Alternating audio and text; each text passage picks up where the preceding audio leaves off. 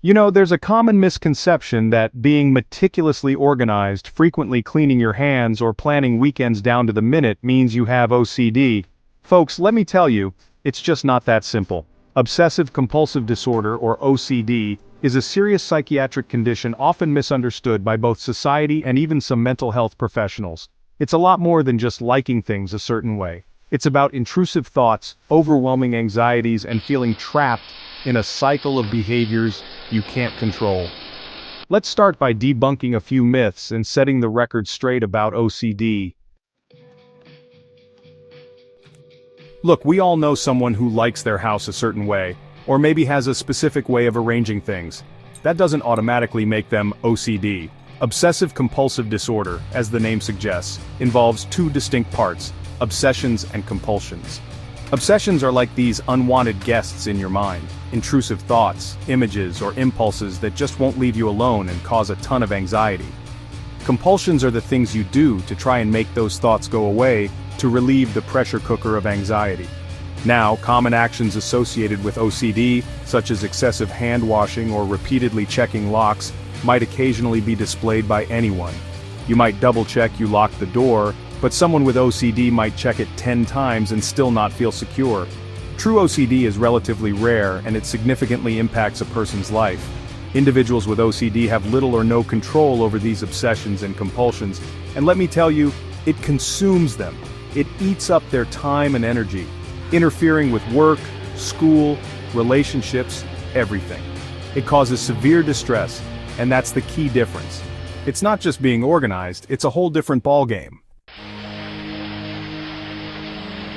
Okay, we've all seen it on TV, the person with OCD who washes their hands until they're raw.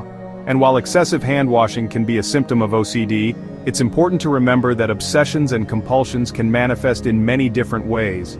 It's not a one-size-fits-all kind of disorder. Obsessions can be about anything: fear of contamination, yes, but also worries about harming others or getting sick, or even fixations on numbers, patterns, morality, you name it. It's like your brain gets stuck on a loop and can't let go. And the compulsions, well, those can range from excessive cleaning or repeated checking behaviors to precisely arranging objects, hoarding, counting things over and over, or even walking in specific patterns. The point is, OCD is a chameleon. It can look different in everyone it affects. Chapter 3. Myth 3. They don't know it's irrational. This one really gets me. People with OCD aren't living in some fantasy land where they don't understand that their obsessions and compulsions are irrational.